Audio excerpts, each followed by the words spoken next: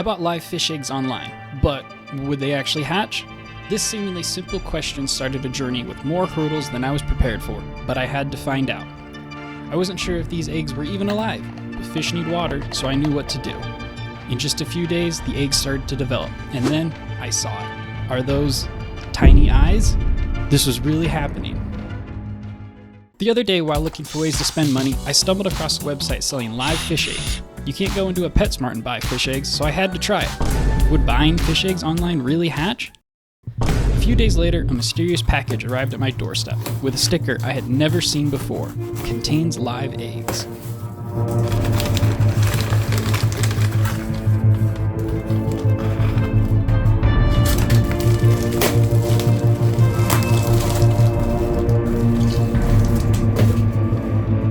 Opening the box revealed a good amount of insulation surrounding a teeny container that claimed to contain 22 eggs. I needed a container to hatch the eggs in, but I couldn't just use any of my existing aquariums. Fish will eat anything that will fit in their mouth, especially eggs and baby fish. If these do actually hatch, that is. I need to keep them somewhere safe until they're big enough that they won't become a snack for a larger fish. I didn't have any spare aquariums, but I did have this mason jar, which, it holds water and is made of glass, so it's basically an aquarium, right? I filled it with some cycled water, and the hatchery was done.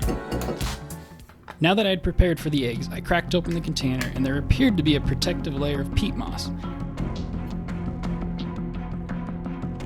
I gently pried it away to reveal a second layer of moss covered in the smallest fish eggs.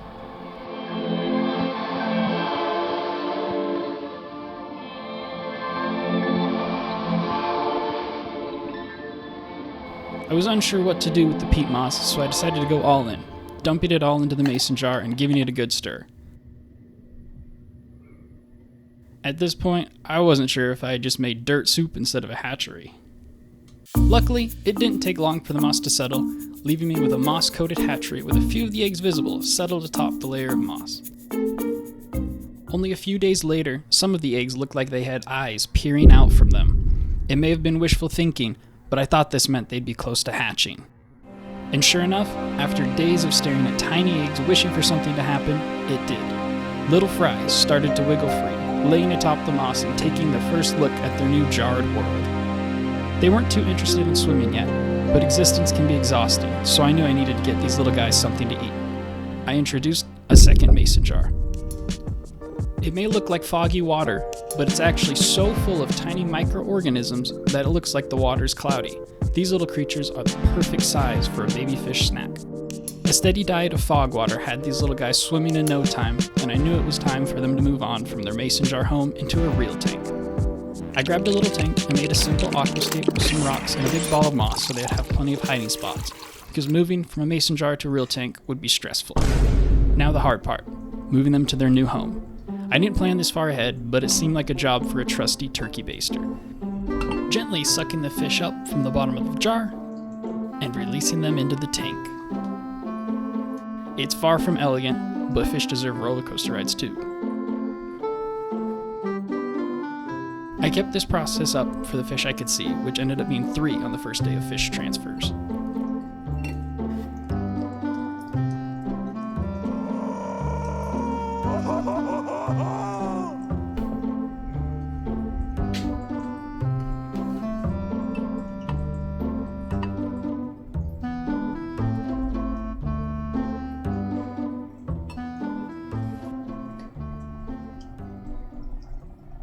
I thought the turkey baster trauma would keep them in hiding for a while, but to my surprise, one of the transferees was immediately checking things out. So I gave them an extra big helping of fog water to help fuel the exploration.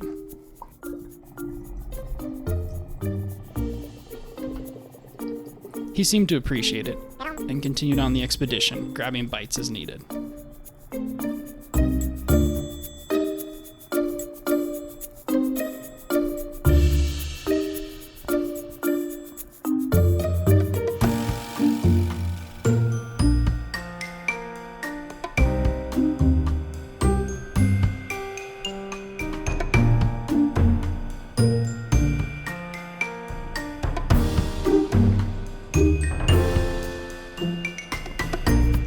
exploring is hard work after all, when you're only a fraction of an inch long.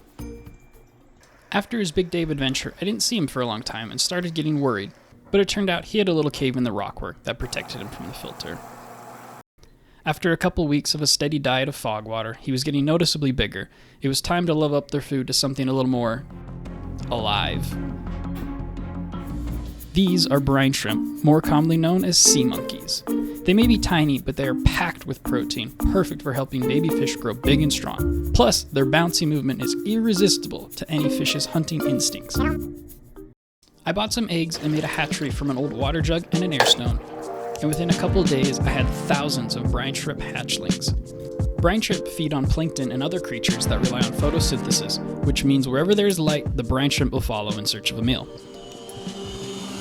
And unfortunately for them, it didn't take long at all for a certain little fish to figure this out too.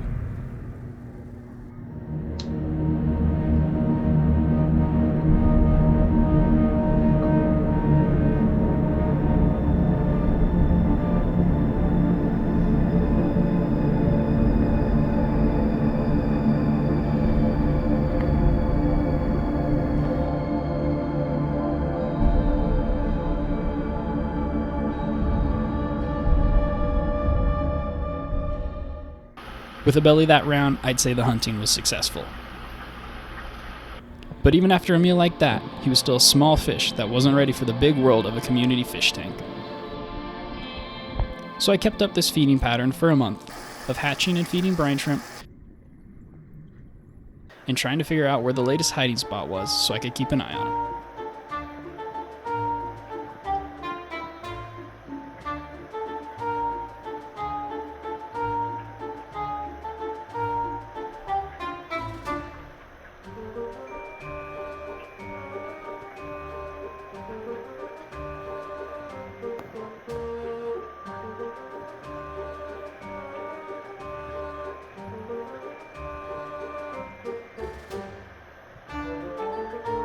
And after that month, he had reached a size where I felt comfortable introducing him into a tank with other small fish. I grabbed the turkey baster we used for the first fish transfer all that time ago,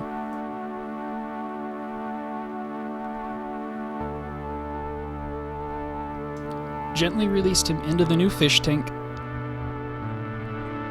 added in a healthy helping of brine shrimp, and just like that, he was home. It wasn't that long ago that he was just a tiny egg in a mason jar. Now, he's swimming confidently in his new tank, so it feels right to name him Mason. Now that I have a fry aquarium and a brine shrimp hatchery set up and running, what other fish should I try to hatch? Let me know in the comments what you've had success with. And if you're still watching at this point, thank you.